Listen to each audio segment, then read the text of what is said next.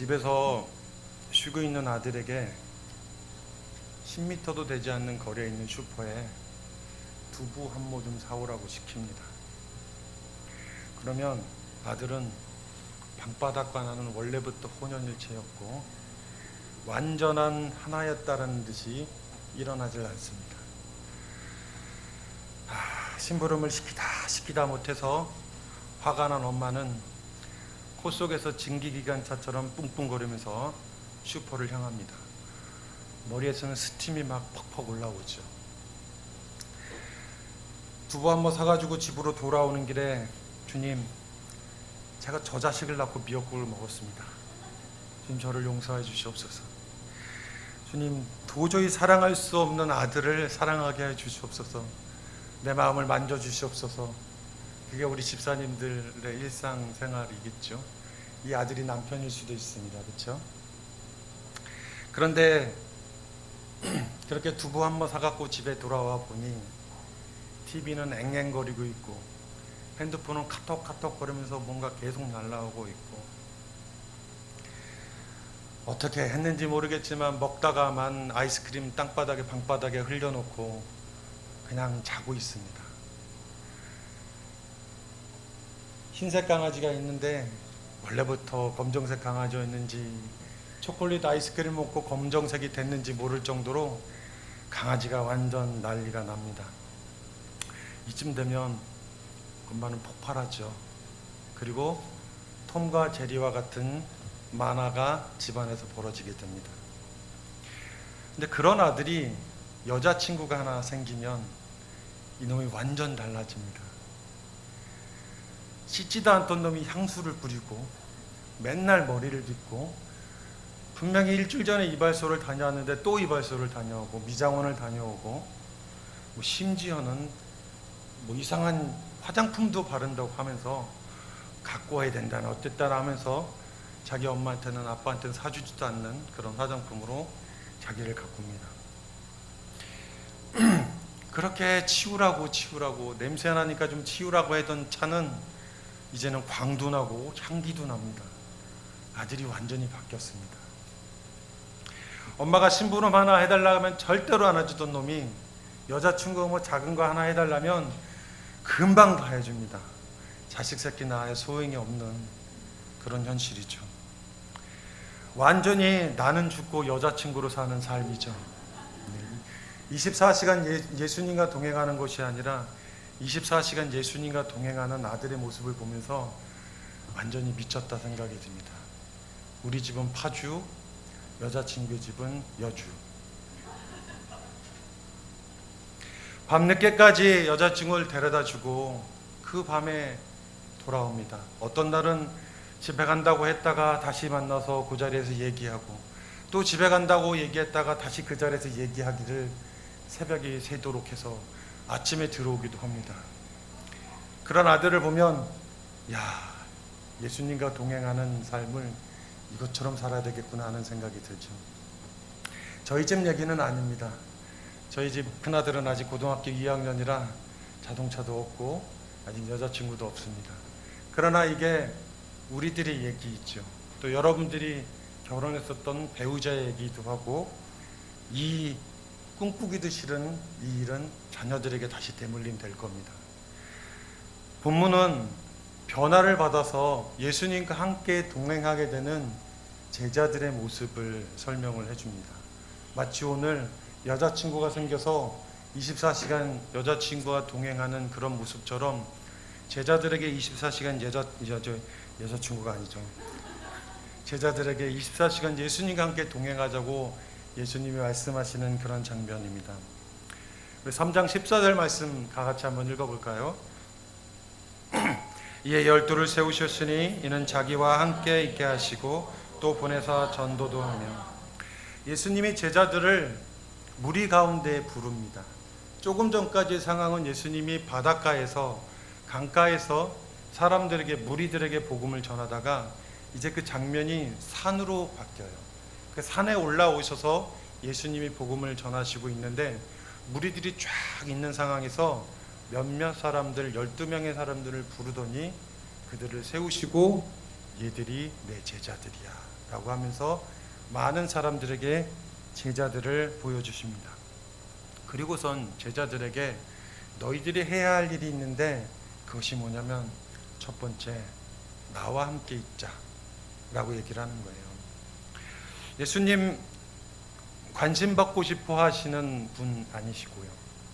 예수님 제자들의 사랑 받고 싶어서, 섬김 받고 싶어서 그러신 분 아니신데, 예수님이 제자들에게 나와 함께 있자라고 얘기하시는 걸 보면 조금은 이상할 수 있어요. 근데 이렇게 예수님이 제자들에게 나와 함께 있자라고 얘기하시는 지극히 단순한 말씀, 그냥 누가 생각해도 그건 기본적인 거라고 생각할 수 있는 그 말씀을, 그것도 그냥 일반 사람들도 아니고 예수님이 제자들에게 나와 함께 있자라고 하는 거죠. 12명의 제자들에게 처음으로 명령하신 행동 강령, 나와 함께 있자. 예수님과 함께 있어야 예수님의 말씀을 알고, 예수님께 함께 있어야 예수님의 음성을 알고 예수님의 마음을 알아줄 수가 있겠죠. 예수님과 함께 있지 않다면, 그러면 예수님의 마음을 안다는 것 자체가 원칙적으로 불가능하다라고 생각할 수가 있어요. 예수님이 그래서 가장 중요한 말씀, 제일 먼저 하셔야 될 말씀이 나와 함께 있자라고 말씀을 하시는 거죠. 예수님이 부르신 12명의 제자들은 예수님을 따르던 무리들과는 다릅니다. 1장 17절 말씀 보시면 예수께서 이르시되 나를 따라오라 내가 너희로 사람을 낚는 어부가 되게 하리라 라고 말씀하십니다. 특별한 사명을 부여하셨고 특별한 일을 하게 하십니다. 이 12명의 제자들은 분명히 사명자로 주님께서 세우셨습니다. 그리고 그 사명자로 부르신 그들은 예수님이 부르시면, 예수님이 말씀하시면 그물까지 던져두고 쫓아갑니다. 1장 20절의 말씀에 보면 세베대의 아들 2명은 예수를 버려두고, 아니 배를 버려두고 예수님을 따라갑니다. 지금 자신들이 가지고 있었던 삶의 모든 수단을 다 버리고 예수님을 따라가는 거죠. 여러분들이 가지고 있는 직장, 여러분들이 가지고 있는 재정 다 버려두고 예수님을 따른다고 생각하면 상황은 심각해지는 거죠. 그런데 이 제자들은 그렇게 합니다. 자기들이 갖고 있는 것을 다 버리고 따라갑니다. 그렇게 따라갈 정도의 마음이었다면, 그렇게 성령님의 감동을 받았다면, 예수님의 말씀에 항거할 수 없어서 따라왔다면, 이 제자들의 마음속에서는 야, 내가 오늘 우리 회사를 버리고 내가 주님을 따라가는데, 내가 우리 가족을 버리고 내가 주님을 따라가는데, 내가 가지고 있는 통장을 버리고 주님을 따라가는데 주님이 이 정도는 하게 하실 거야 라는 마음이 있지 않겠습니까? 저라면 그럴 것 같습니다. 뭐 얼마 갖고 있지는 않지만 저희 있는 재산 전부를 주님께 바치고 따라가라고 하면 저도 주님이 뭔가 대단한 걸 시킬 거라고 생각을 할 겁니다. 저보고 아프리카 세렝게티로 가가지고 선교하라고 하면 야 할렐루야 좋다고 가겠습니까? 비장한 마음으로 기도하면서 세렝게티로 가서 사자에게 복음을 전할지도 모르죠. 그렇게 단단한 결심과 결단을 하고 예수님을 따른 제자들에게 단순하게 나와 함께 있자라고 얘기하시면 제자들 입장에서는 허망한 거죠. 황당한 거죠. 이게 뭐야 도대체. 예수님 그거 말고 뭐 있지 않아요? 그거 말고 저희에게 해주실 얘기가 또 있지 않겠어요? 라고 생각할 수 있게 됩니다. 그런데 예수님께서는 나와 함께 있자라고 말씀을 하시죠. 허망하기도 하고 황당하기도 한 그 행동 강령 첫 번째, 그것이 그렇게 허망하고 황당하게 느꼈다면 오히려 역으로 생각을 바꿔볼 필요는 있지 않을까요? 왜 그렇게 단순한 것을 주님 말씀하시는 걸까? 왜 그렇게 지극히 쉬운 것을 주님께서 요구하시는 걸까? 생각해 볼 필요가 있겠습니다. 예수님은 예수님이 부르신 12명의 사람들을 제자라고 부르셨고 나머지 사람들을 무리라고 부르셨습니다. 7장 17절 말씀 읽어주시겠어요? 시작.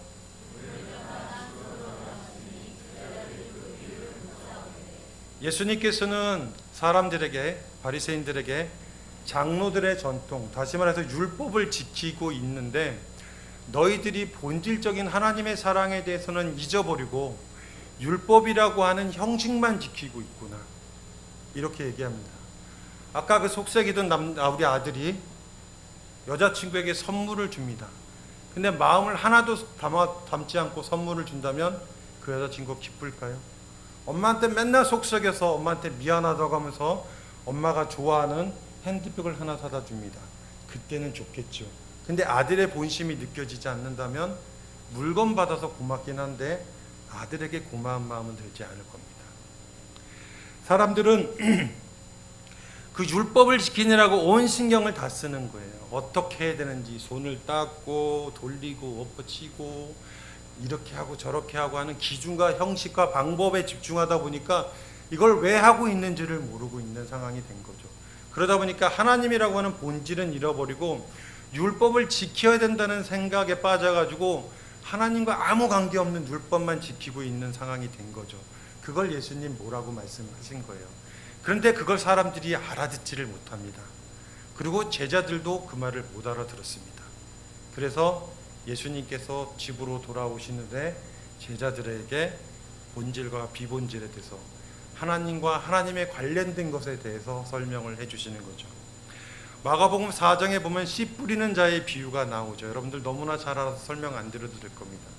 그 씨 뿌리는 자의 비유를 설명한 다음에 예수님께서 다시 돌아오신 다음에 제자들에게 씨를 뿌리가지고 어떠한 네 가지의 상태에 대해서 설명해 주시면서 옥토의 밭에 뿌려진 씨앗이 잘 자라게 된다라고 하는 말씀을 해주시면서 제자들에게 설명을 해주십니다. 사실 제자들은 그렇게 똑똑한 사람들 아니었습니다.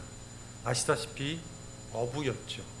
우리나라 어부들은 그래도 고등교육 받으셔가지고 대학원도 나오신 분들도 가끔 계시고 박사학위 받으신 분들이 다 접고 바다에 가서 일하시는 그런 분들도 계세요.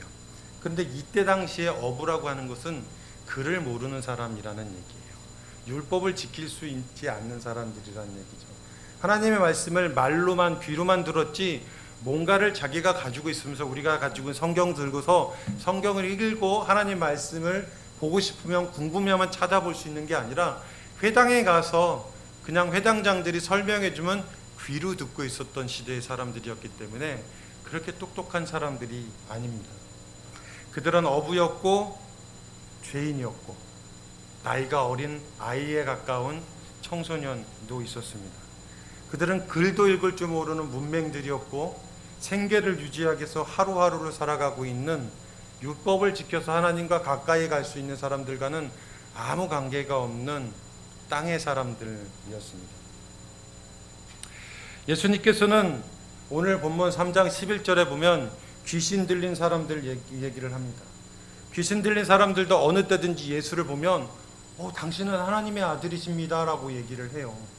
그러면 그 얘기를 듣고 보았던 제자들은 어떨까요? 야, 예수님이 하나님의 아들이래. 예수님이 하나님의 아들이래. 우리가 모시고 있는 선생님이 하나님의 아들이래 라고 얘기하면서 옆에 사람한테 얘기하고 그래서 무리들에게 다 하나님의 아들이라고 하는 것을 설명해 주면서 그 사람들이 예수님이 하나님의 아들이심을 선포까지는 안 해도 전달해서 모든 사람이 다 하나님의 아들임을 알게 하겠죠. 그런데 예수님께서는 자기를 나타내지 말라고 많이 경고하시더라라고 얘기를 하는 거예요. 우리 같았으면 우리 앞에서 예수님께서 귀신을 내쫓았으면 가서 얘기를 하죠. 우리 담임 목사님이랑 저랑 우리 성도님들이랑 막 앞에 나와서 막 안수기도 하는데 갑자기 귀신 든 사람이 다 나왔습니다. 그럼 어떻게 하겠습니까? 그 다음 날에 선화목자 교회에 우리가 알고 있는 성도들에게 소문이 쫙 퍼지죠.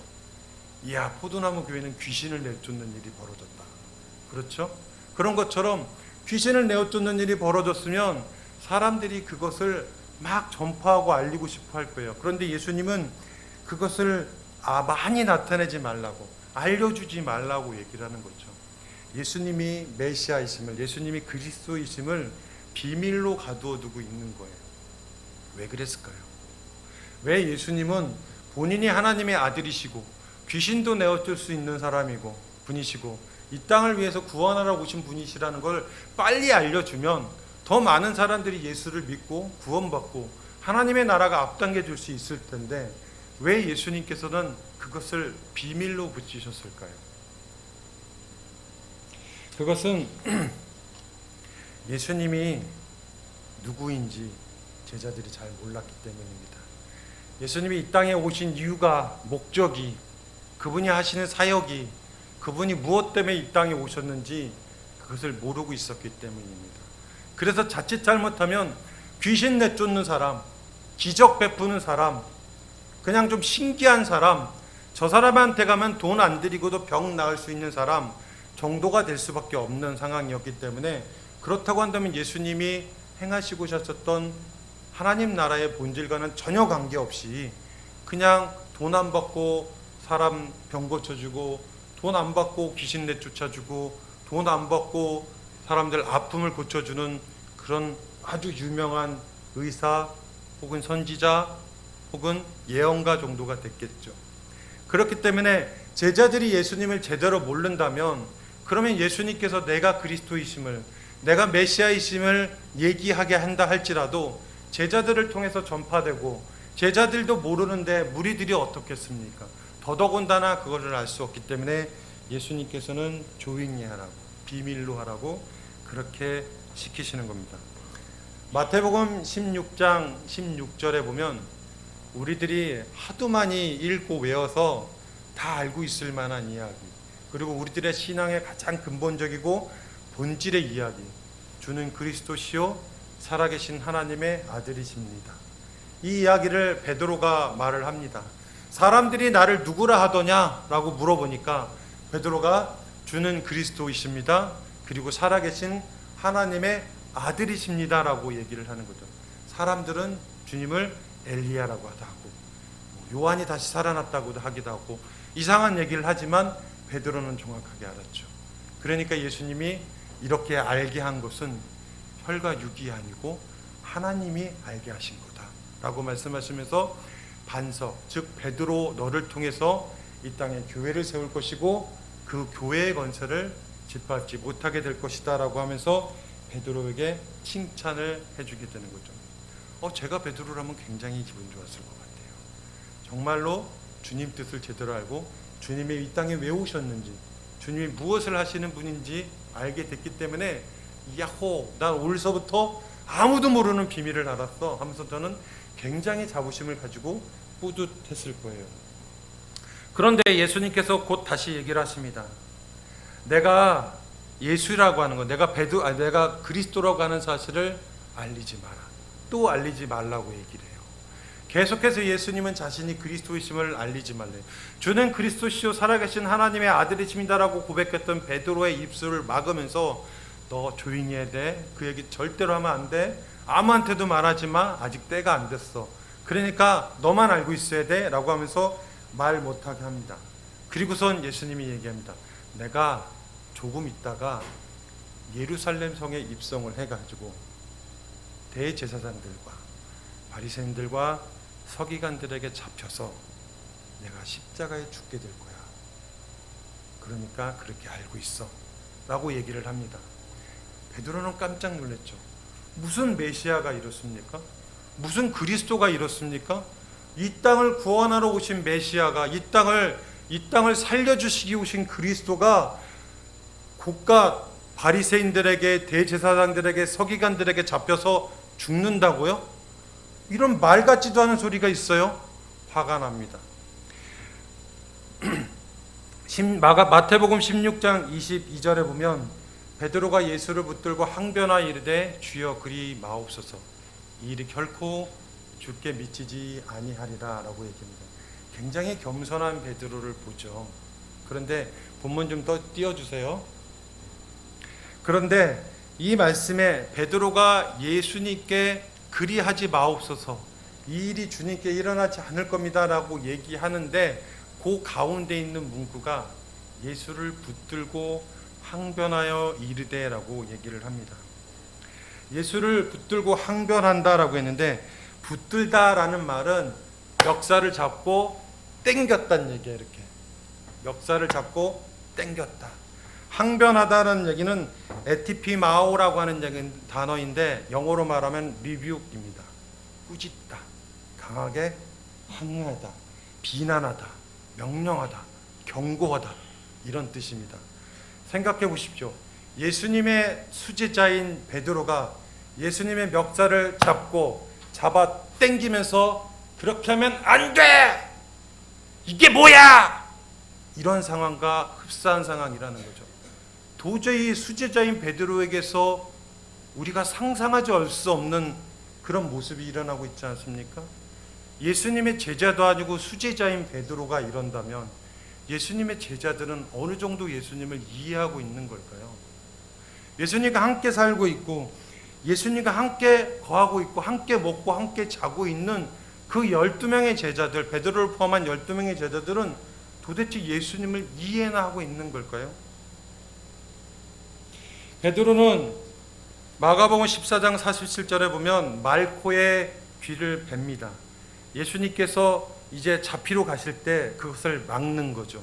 겟세마네 동산에서 조금만 더 기도할 수 없겠니라고 얘기했어도 기도하지 않고 그냥 자고 있다가 정신을 차려 예수님 잡혀가니까 이건 안 돼! 그러고 하면서 순식간에 칼을 휘둘렀는데 예수님을 데리러 왔었던 경비병들 중에 한 명의 귀를 잘라버리게 되는 거죠. 마가복음 10장에 보면은 세베대의 아들들이 예수님께 와서 말합니다. 예수님이 영광 중에 계실 때 하나는 주의 좌편에 하나는 주의 우편에 앉게 해주십시오. 예수님이 영광 중에 계실 때라는 게 어떤 걸까요? 지금 세베대의 아들들이 생각하고 있는 예수님의 영광 중에 있을 때는 뭐냐면 예수님이 군사를 조직을 해서 로마를 완전히 뒤집어 엎어서 로마를 물리치고 이스라엘의 새로운 하나님의 나라를 세울 때, 다시 말해서 예수님이 새 이스라엘의 왕이 되었을 때를 얘기하는 거예요. 군사적인 메시아, 정치적인 메시아로 모든 압제와 통제를 하는 로마를 물리치고 새로운 이스라엘 다윗의 왕국을 다시 재건할 때 그때 나를 영의정 좌의정을 시켜주십시오. 이 얘기를 하고 있는 겁니다. 그런데 41절에 열 제자가 듣고 야고보와 요한에 대해서 화를 내거늘, 무슨 얘기입니까? 야, 그거 내 자리야. 네가 뭔데 내 자리를 탐내? 그리고 네가 어떻게 예수님한테 그런 자리를 달라고 할 수 있어? 도대체 네가 제정신이야? 라고 하는 감정들이 그대로 묻어나오는 거죠. 제자들은 예수님이 누군지를 모르는 겁니다. 그냥 나의 스승, 나에게 말씀을 가르쳐주시고 하나님의 나라를 선포해 주시고 때가 찼으니 복음을 믿으라라고 말하는 하나님의 복음을 선포하시는 선지자, 오늘 아까도 말씀드렸지만 돈 안 받고 병 고쳐주는 사람, 돈 안 받고 귀신 내쫓는 사람, 그런 수준보다는 좀 나은 선지자, 예언자, 그런 정도의 사람으로 아직도 알고 있는 겁니다. 마가복음 14장 51절 52절에 보면 한 청년이 예수님을 따라가다가 무리에게 잡히니까 이 청년이 옷을 입은 홀입을, 지난번에도 우리 원정부 담임 목사님께서 말씀하셨잖아요. 이스라엘 사람들은 이불 하나를 걸치고 다닌다고 생각하시면 아주 쉽습니다. 낮에는 이불 하나 걸치고 다니다가 저녁 되면 그 이불을 깔고 덮고 자는 거예요.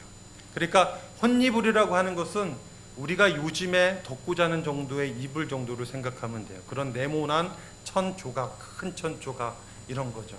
그거를 두르고 있었는데 이 청년이 예수님이 잡히니까 어머나 깜짝이야, 나 살려 하고 도망가는데 이 청년이 돈이 좀 없었나 봐요. 속옷을 안 입고 겉옷만 입고 있으니까 이 홀이불을 던지고 도망가는데 벌거벗은 몸으로 도망가게 되었다라고 얘기를 합니다. 이렇게 형편없는 제자들입니다. 이렇게 말도 안 되는 제자들입니다.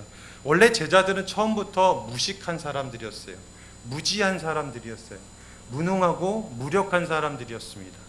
그렇지만 아무리 그렇다고 하더라도 베드로처럼 예수님을 꾸짖고 세베대의 아들처럼 예수님이 이스라엘의 새로운 왕이 될 거라고 생각하고 예수님의 멱살을 잡고 예수님을 잡히자 도망가는 그렇게 무지한 사람 정도일 거라고는 생각하지 못했던 거죠.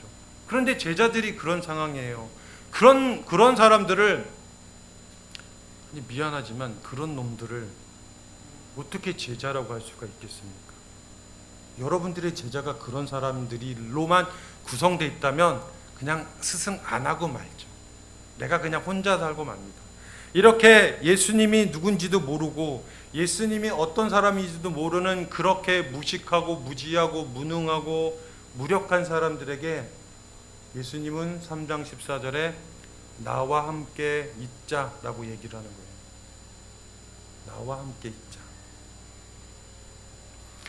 부르심을 받아서 사람들 앞에 세우는 제자들에게 예수님이 나와 함께 있자고 하는데 예수님도 어이가 없었을 거예요.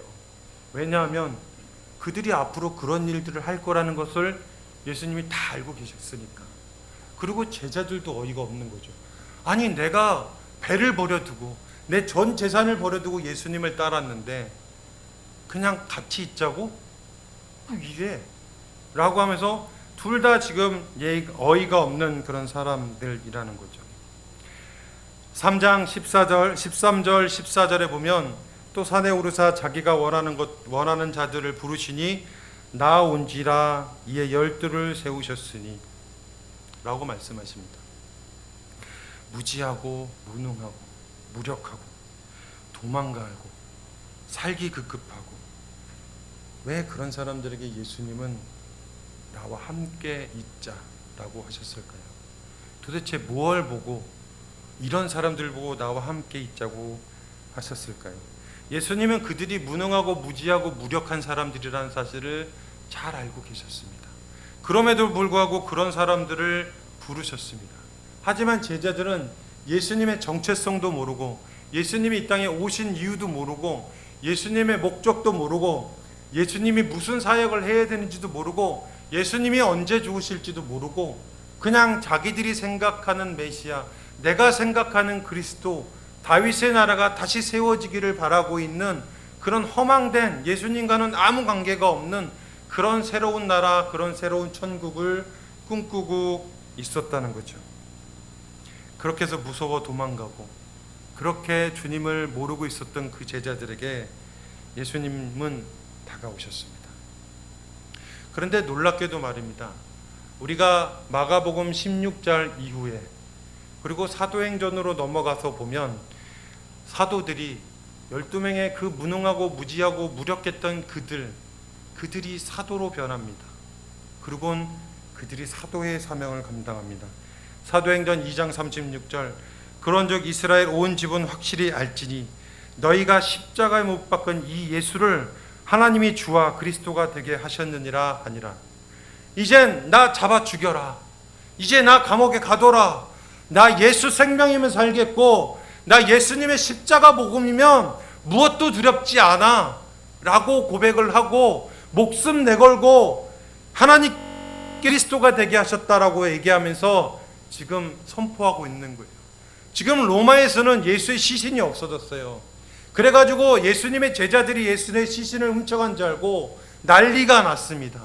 제자들을 잡아서 추궁하고 그들을 잡아서 옥에 가두기 위해서 군사들을 풀어가지고 지금 여기저기서 뒤지고 다 까고 완전히 다 엎어내고 있는 그런 상황에 제자들은 주와 그리스도가 되게 하셨다. 근데 그 주와 그리스도가 되게 하신 사람을 그분을 누가 죽였냐? 바로 너희들이 죽였잖아 라고 얘기하면서 이제는 완전히 다른 사람이 된 거죠.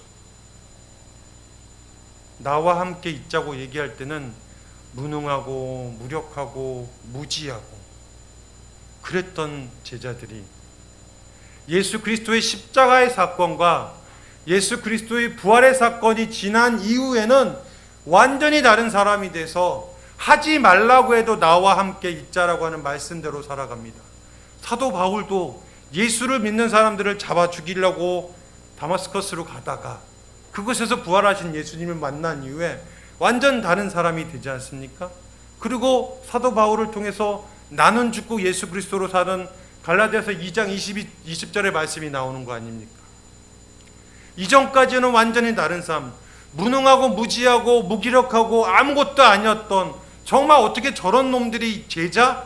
야, 그러면 나도 제자 되겠어 라고 할 정도의 그렇게 아무것도 아니었던 제자들이 예수님의 제자가 되어서, 진짜 그리스도의 제자가 되어서, 부활 이후에 십자가를 경험한 제자들이 되어서 복음을 전하면서 복음 안에 살아가는 놀라운 변화를 겪게 되는 거죠.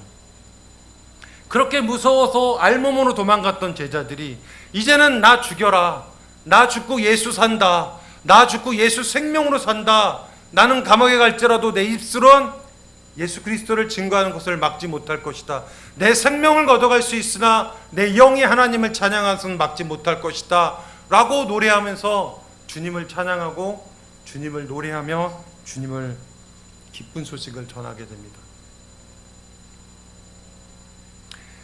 그들에겐 이렇게 바뀐 이유가 예수님의 부활을 경험했기 때문이죠.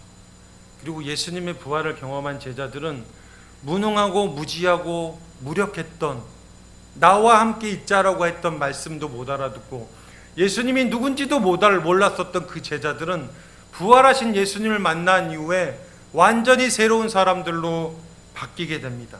그리고 그들을 통해서 복음이 전파되게 되고 그들을 통해서 예수 그리스도 주와 그리스도가 되게 하셨다라고 선포하게 되고 그들을 통해서 하나님의 나라가 선포되면서 저와 여러분이 지금 예수 그리스도를 믿고 있게 된 것 아니겠습니까?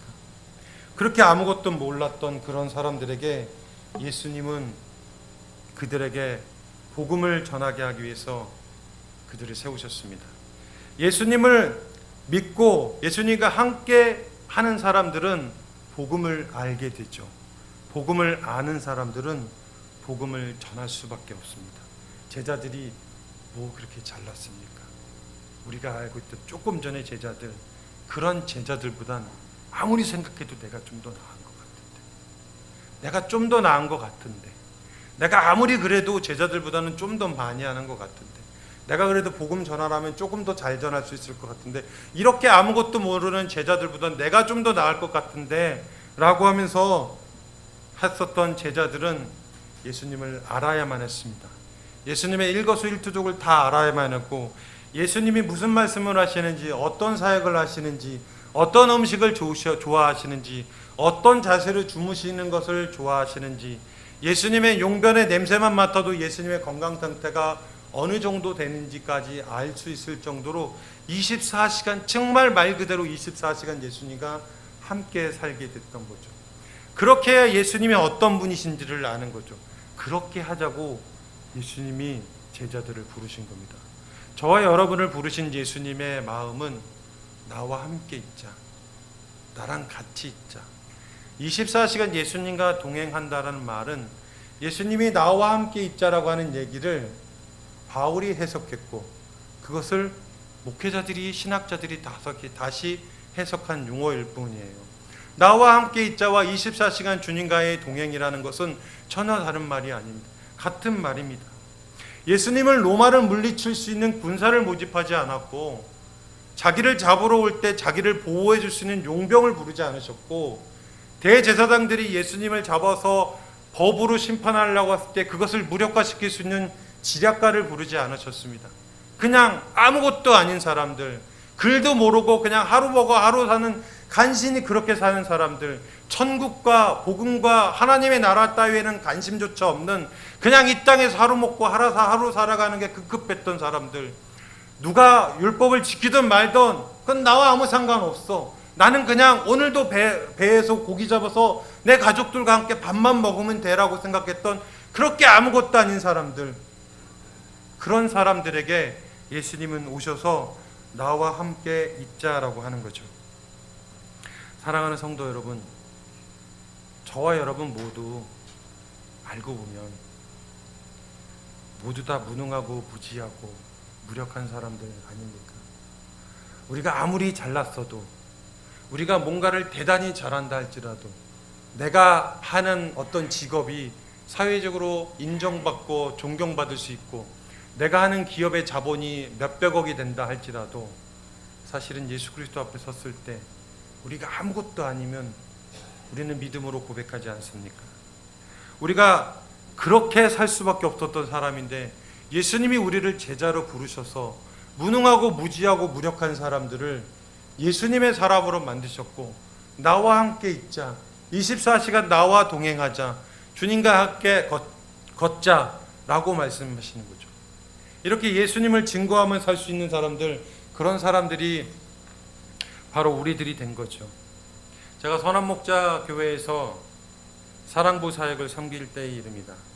당시 저는 화성시 주곡리라고 하는 동네에서 살고 있었습니다. 그 주곡리에서 교회까지 왔다 갔다 하려면 기름값이 한 달에 40만 원 정도 듭니다. 11조하고 헌금하고 그러면 제가 사례비 받아서 손에 쥘 수 있는 돈은 50만 원 정도가 돼요. 그러면 그 50만 원 가지고 6 식구가 먹고 살아야 됩니다. 불가능하죠. 그래서 어쩔 수 없이 카드로 현금 서비스를 받습니다. 오늘은 5만 원, 다음 달은 10만 원, 그렇게 해서 받은 돈이 1년 지나고 2년 지나면 150만 원, 200만 원 이렇게 계속 늘어나게 되죠. 매월 6일이 되면 신한카드사에서 오늘 고객님께서 납부하셔야 될 금액이 얼마입니다 하고 문자가 와요. 너무나 친절하게 와요. 그 문자를 보면 숨이 턱 막히죠. 주님 어떻게 해야 됩니까? 그럼 주님이 그러십니다. 걱정하지 말으라고. 채워주시겠다고.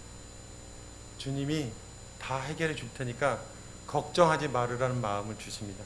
그러면 진짜 행복합니다. 룰루랄라 룰루랄라.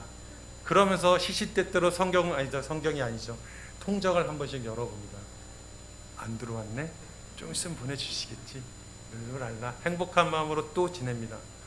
그렇게 해서 6일날 5시 50분까지 돈이 안 들어오면 그때서부터 마음이 요동하기 시작합니다. 하나님 분명히 넣어주신다고 했는데, 하나님 걱정하지 말라고 했는데, 하나님 채워주신다고 분명히 약속하셨는데 5시 50분이 됐는데도 왜 안 넣어주시지?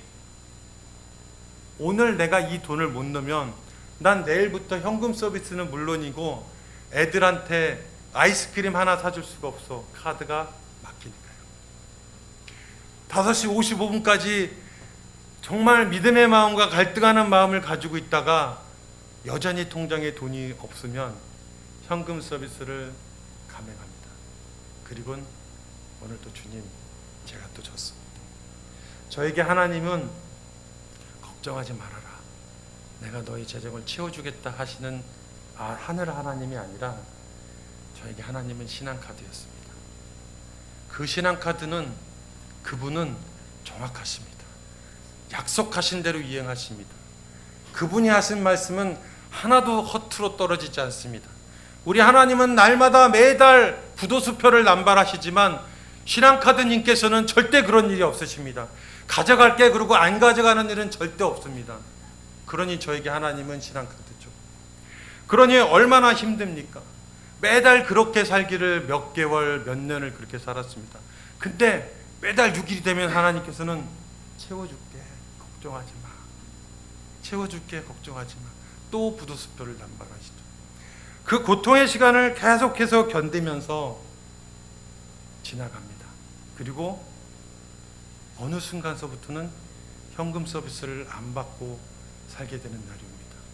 하나님은 그 시간, 저에겐 고통의 시간이었고 신한카드가 하나님인지 하늘 하나님이 하나님인지 모를 그 시간을 통해서 저에겐 고통의 시간이었지만 하나님이 나와 함께 있자고 말씀하셨던 시간이라는 걸 나중에 알게 되는 거죠. 그 시간이 없었다면 정읍에 내려가서도 얼마나 힘들게 살았겠습니까?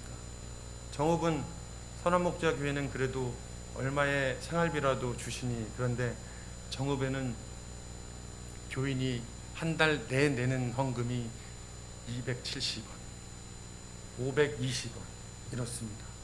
그러니 그런 성도 한 명 붙들고 어떻게 합니까? 그 성도가 한 달에 먹는 식비만 5만 원이 넘습니다. 그러니 말이 안 되는 상황이죠. 그런데 그 상황을 견딜 수 있었던 것은 나와 함께 있자고, 내가 너를 지켜주겠다고, 내가 책임져 주겠다고 하셨던 그 하나님과 동행했기 때문에 그 고통의 시간이 지금 저를 만든 것 아니지 않겠습니까? 무지하고 무능하고 무력한 제자들에게 그 고통의 시간들, 저에게 그 재정의 훈련의 시간들이 없었다면 저는 이 자리에 서 있을 수 없었을 것입니다. 주님의 종으로 선다는 것 자체가 불가능한 거죠. 여기 계신 어떤 분들보다도 제 믿음이 가장 나쁜 믿음이 되어서 여전히 저는 오늘도 신앙카드를 24시간 동행하며 바라보고 있을지도 모릅니다. 그런데 하나님께서는 그런 저에게 훈련의 과정을 통해서 정읍에서 살게 하셨습니다. 정읍 예수마음교회에서 하나님께서 복음을 전하라고 하셔서 뻥튀기를 사서 비닐팩에다 넣고 거기다가 교회 전도지를 넣어서 전도합니다.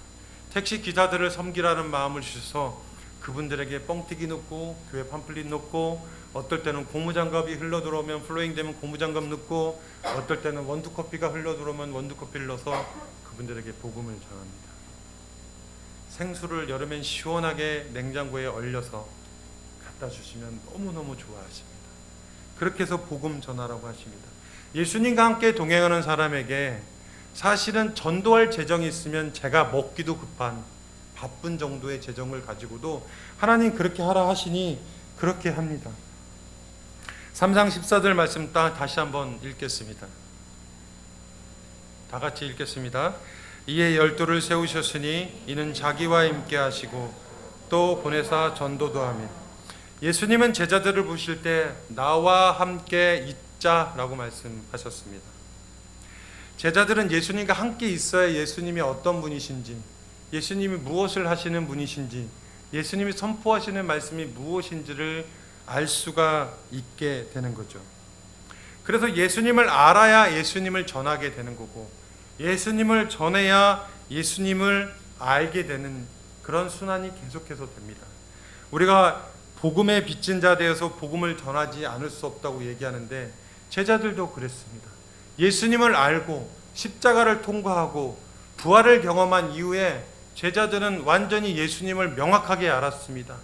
예수님이 어떤 것을 좋아하는지까지 다 알고 계시고, 예수님이 무엇을 잘 먹는지도 알고 계시고, 예수님이 어느 시점 되면 트름을 하는지까지 알고 있었던 제자들은 예수님의 십자가 사건을 통해서 하나님의 복음을 선포하게 되는 거죠. 복음을 전하는 사람들, 그 사람들은 예수님을 아는 사람들입니다. 예수님과 동행하는 사람들입니다. 우리가 예수님을 알고 우리가 예수님을 동행한다면 우리 안에 계신 성령님은 복음을 전하지 않으면 안 되게 하시는 것이 정상입니다.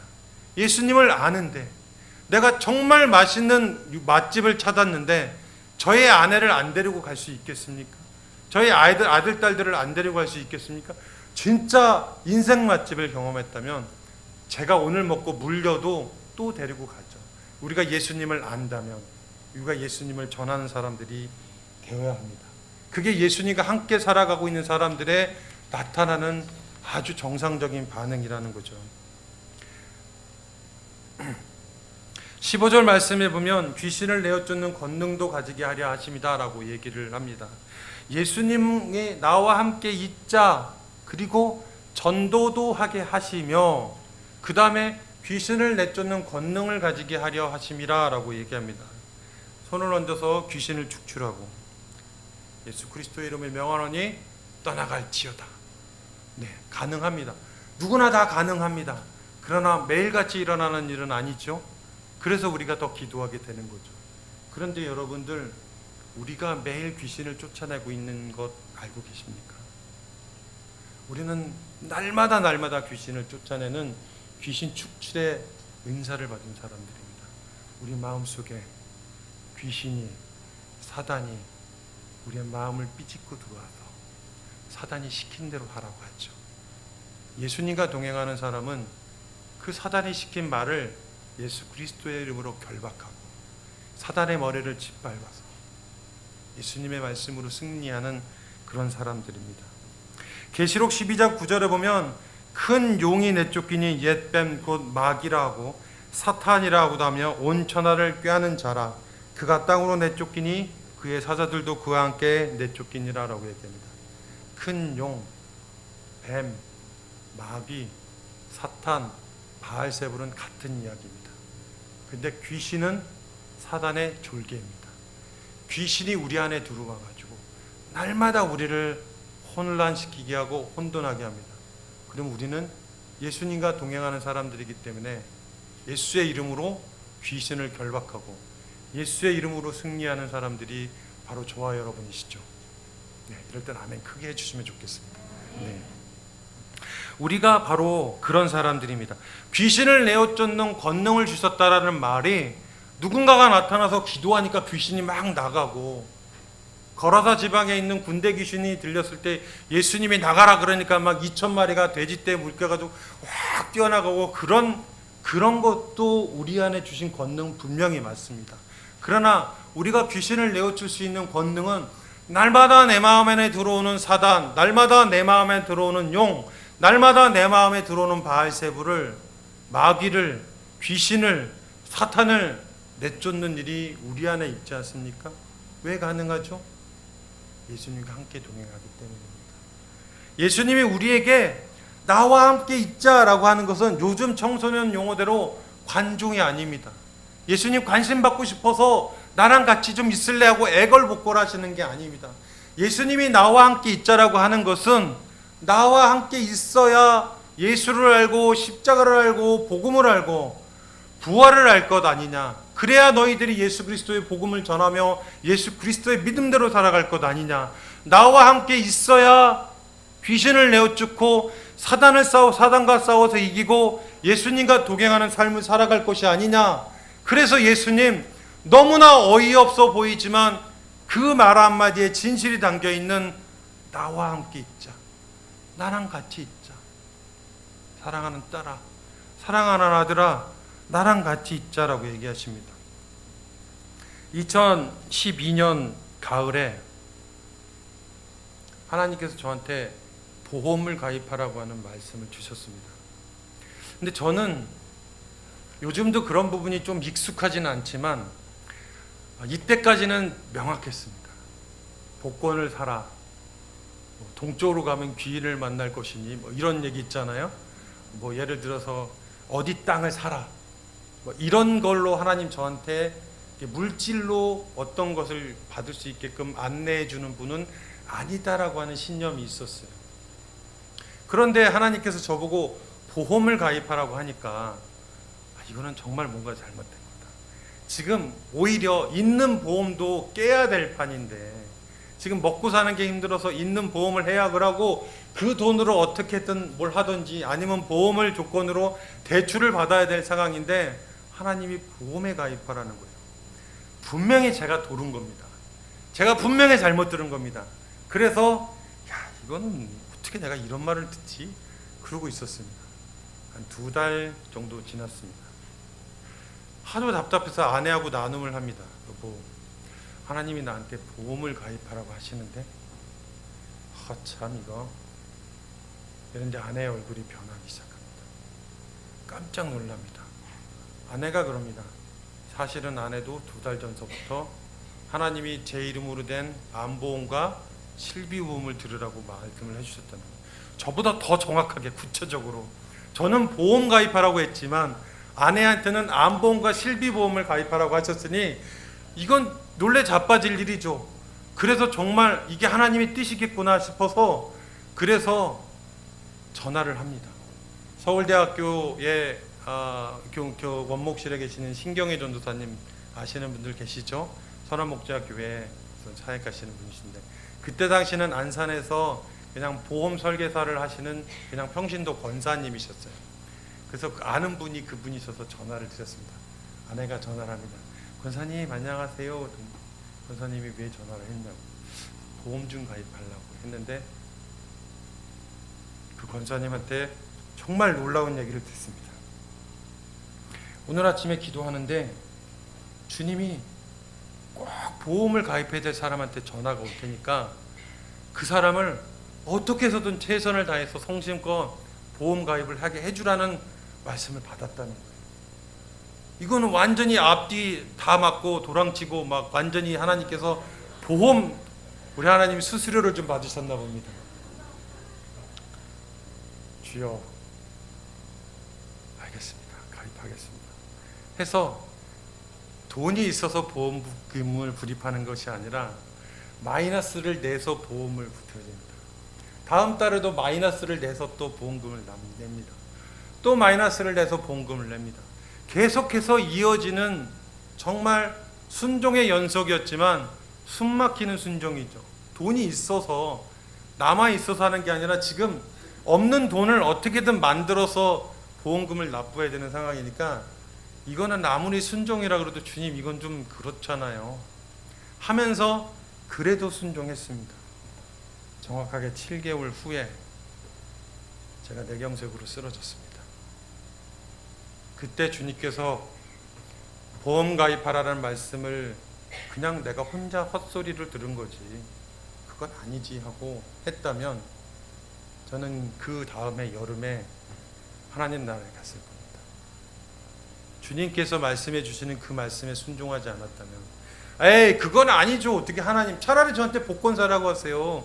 로또 복권 몇 번 쓸까요? 주님 말씀해 주십시오. 저한테는 그거가 똑같은 거였어요. 보험 가입하라고 하는 게. 그런데 하나님께서도 없는 재정을 들여서 계속해서 보험을 가입하라고 하셨고 그 없는 재정에 빚을 져가면서 보험을 계속 불입하게 하심으로 인하여 다음에 제가 치료받고 살아날 수 있게 하셨던 거죠. 예수님과 동행하는 사람은 이와 같지 않겠습니까? 예수님 우리한테 가장 필요한 것을 주시죠. 예수님 우리에게 정말 생명을 주시죠. 우리에게 하나님이 하시는 일을 명확하게 보여주시는 겁니다. 겁쟁이들, 도망가고 피하고 모른 척하고 무지하고 무능하고 무력한 제자들이 부활하신 예수님을 만난 이후에 완전히 다른 사람이 되었습니다. 그들에게는 하나님의 사람, 예수님의 사람이 그들의 삶이 되었습니다. 현실은 여전히 신앙카드입니다. 그런데 우리들의 믿음은 주님과 동행하는 믿음입니다. 나와 함께 있자. 그 단순한 진리 앞에 에이 뭘 갖게 있어요. 충분하죠. 아니요. 예수님과 함께 있지 않으면 우리의 신앙카드는 24시간 365일 10년 20년 동안 우리를 붙잡고 따라다닐 것입니다. 그러나 우리가 그 신앙카드를 뿌리치고 예수 그리스도와 동행한다면 예수님 우리와 함께 하셔서 우리가 가지고 있는 모든 삶의 문제뿐만 아니라 주님이 원하시는 것을 우리를 통해서 이루시는 것을 보게 되는 거죠. 고통과 고난을 겪고 있습니까? 어려움이 있습니까? 그것이 저에게 신앙카드였다면 여러분에게도 신앙카드 아니었겠습니까? 그런데 그 훈련의 시간들, 그 연단의 시간들, 주님과 함께 있음으로 인하여 힘들었지만 그 시간을 견디고 주님 말씀대로 순종하면 결국 주님이 이루시는 일을 보게 된다라는 거죠. 요한복음 14장 10절 말씀엔 성령님께서 우리 안에 들어오신다는 얘기를 하십니다. 예수님은, 하나님은 태초의 천지를 창조하시면서부터 우리랑 함께 있고 싶으셔서 에덴 동산에 아담과 하와를 두셨습니다. 그리고 하나님께서는 우리와 함께 있고 싶으셔서 시내산까지 내려오셨습니다. 하나님께서는 우리와 함께 있고 싶으셔서 광야까지 내려오셨습니다. 하나님은 우리와 함께 있고 싶으셔서 가나안 땅까지 들어오셨습니다. 하나님은 우리와 함께 있고 싶어서 예수 그리스도를 이 땅에 보내셨고, 하나님은 우리와 영원토록 함께하고 싶으셔서 성령님을 우리 안에 보내셨습니다. 하나님은 우리와 함께 있고 싶으셔서 재림하시는 그날 영원히 살게 하는 천국을 살게 해주시는 분이십니다. 성경은 하나님이 우리와 함께 있고 싶어서 몸이 다른 이야기입니다. 하나님이 우리랑 같이 있자고, 나랑 같이 있자고, 얘들아 나랑 같이 있자, 나와 함께 있자, 나의 말을 순종해다오, 나와 동행하자. 이 말씀이 성경 66권 내내 써져 있는 겁니다. 예수님은 나와 함께 있자고 우리를 부르셨습니다. 여러분들 예수님의 부르심에 응답하시겠습니까? 예수님이 나와 함께 있자고 했을 때, 예 주님, 제가 주님과 함께 있겠습니다. 네, 주님, 제가 주님의 위해서 살겠습니다. 예수님은 비전을 위해서, 사명을 위해서 우리를 부르신 게 아닙니다. 세계 복음화와 북한의 복음화와 중원구에 있는 여관과 모텔들을 무너뜨리고 나이트클럽을 없애시고 이 땅에 있는 모든 룸사롱을 다 없애시고 마약을 없애시기 위해서 우리를 부르신 게 아니라, 그런 사명을 주시기 위해서 우리를 부르신 게 아니라, 나와 함께 있자, 나랑 좀 같이 있자, 그렇게 주님이 우리를 부르신 겁니다. 이 부르심에 응답하는 저와 여러분 되셔야 되겠습니다. 이 부르심 앞에 순종하는 사람들이 되어야 되겠습니다. 우리가 동의하지 않던 성령님께서는 우리 안에 들어오셔 있습니다. 그래서 우리는 내 안에 들어오신 성령님을 인지하고 인식하고, 아, 주님 내 안에 계시는군요, 반응만 하면 됩니다. 그게 성령 충만한 겁니다. 기도해서 마음이 뜨거워지는 것이 아니라 예수님과 동행하는 것, 내 안에 계신 성령님을 인식하고 인지하고 성령님 말씀대로 살려고 하는 그것이 바로 성령 충만한 것입니다. 무엇을 뜨거운 기도를 해서 마음이 뭔가 이렇게 확 올라오면 성령 충만한 것 같고, 오늘은 기도했더니 냉랭해서 주님이 나와 함께 하지 않는 것 같고, 그건 느낌이죠. 주님은 우리의 느낌과 관계없이 언제나 우리 안에 계십니다. 주님이야말로 24시간 나와 동행하시는 분이십니다. 그러니 내가 주님과 동행만 하면 완전히 풀타임 동행이죠. 완전히 온전한 동행이 되는 거죠. 예수님 내 안에 들어오셔서 나와 함께 있자 말씀하시니 그 안에 들어갔으면 좋겠습니다. 전도의 열매는 우리 것이 아닙니다. 우리는 주님과 함께 동행하는 사람이니까 복음만 전하면 됩니다. 예수 십자가 부활의 사건만 얘기하면 됩니다. 그게 전도입니다. 길을 전하는 것, 교회로 데려오는 건 인도죠. 그 사람이 예수 그리스도의 사람이 되는 건 열매 맺는 거죠. 이 영역은 주님의 것이죠. 우리는 할 수 없습니다. 우리가 귀신을 내어 쫓고 주님과 함께 동행하고 전도하게 하시는 것, 이것이 모든 것이 귀신을 내어 쫓아야 예수님과 동행하는 사람이 될 것이고, 전도를 해야 예수님을 믿고 동행하는 사람이 될 것 아닙니까? 예수님은 딱 한 가지 얘기십니다. 나와 함께 있자. 지금도 여러분과 저에게 나와 함께 있자고 합니다. 오늘 이 저녁에 나와 함께 있자고 나를 부르신 주님 앞에 나아가기 원합니다. 우리가 무엇을 열심히 할 필요는 없습니다. 주님의 일은 주님이 하십니다. 우리가 하지 않아도 주님이 하십니다. 주님의 일은 주님과 동행하는 사람들, 예수님과 함께 있겠다고 다짐한 사람들을 통해서 주님이 이루시고 만들어 가십니다. 우리가 힘써서 주님을 믿는 것이 아니라 우리가 주님과 함께 있기만 하면 주님이 말씀하시고 주님 말씀에 순종하고 그 순종함으로 주님께서 열매 맺으시고 그 열매를 통하여 또 다른 주님과 함께 동행하는 사람들을 날마다 더하게 하시는 그 꿈이 하나님이 우리들을 향해서 품고 계신 유일한 꿈입니다. 오늘도 예수님은 재림하지 않으셨습니다. 어쩌면 내일도 재림하지 않으실지도 모르겠습니다. 1년 뒤에도 예수님 재림하지 않으실지도 모르겠습니다. 믿음이 없어서가 아니라 재림이 계속해서 지연되는 이유는 한 사람이라도 더 구원받게 하고 싶으신 하나님의 마음입니다. 우리를 통해서 복음 전하게 하시고 우리를 통해서 귀신을 내어 쫓게 하시고 우리 마음이 예수님과 동행하게 하는 그런 믿음이 우리에게 있어야 됩니다. 오늘 저녁에 우리가 기도하면서 주님과 함께 있기를 소망합니다. 오늘 이 저녁에 주님과 함께 있어서 주님이 부어주시는 놀라운 교제의 영화 안으로 들어왔으면 좋겠습니다. 오늘 우리가 함께 기도하기 원합니다. 주님, 제가 부르시는 주님 곁에 있겠습니다. 나와 함께 있자고 말씀하신 주님, 그분과 함께 동행하겠습니다. 예수님과 동행하겠습니다.